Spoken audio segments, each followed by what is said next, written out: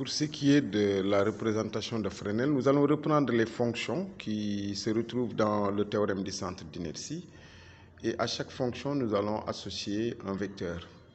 Par exemple, x de t s'écrit sous la forme, en multipliant par k évidemment, kx de t, ça fait kxm sinus oméga t plus phi x. Pour h de dx de dt, ça devient h oméga, il faut dériver x. Et nous retrouvons h oméga xm sinus oméga t plus phi x plus pi sur 2. Pour la première fonction, nous associons un vecteur de longueur kxm déphasé de phi x. Deuxième fonction, deuxième vecteur, h oméga xm, phi x plus pi sur 2. Et enfin, pour md au carré x dt carré, c'est dt carré, nous associons m oméga carré xm sinus oméga t plus phi x plus pi. En fait, un vecteur v3 de longueur m oméga carré xm déphasé de phi x plus pi.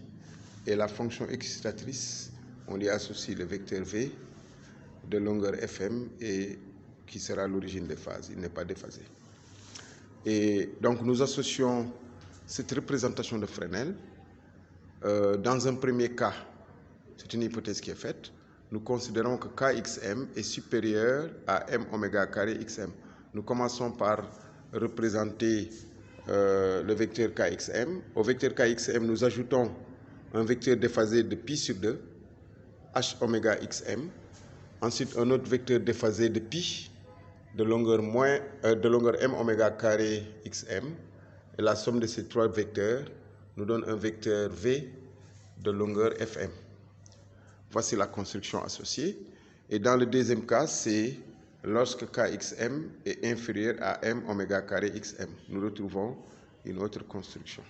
Dans tous les cas de figure, nous allons, pour rentrer dans les caractéristiques du circuit, utiliser Pythagore. En utilisant Pythagore, d'après le triangle rectangle qui apparaît, nous pouvons écrire que fm au carré égale à h oméga xm au carré plus kxm moins m oméga carré xm au carré. Après développement, nous tirons la valeur de xm qui est égale à fm racine de h oméga au carré plus k moins m oméga carré, le tout au carré.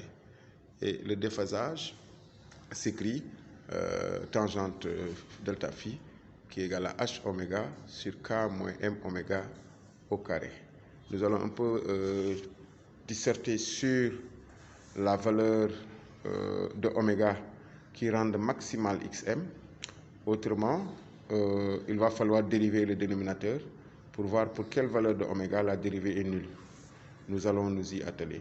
C'est ce qu'on appelle en fait la pulsation à la résonance.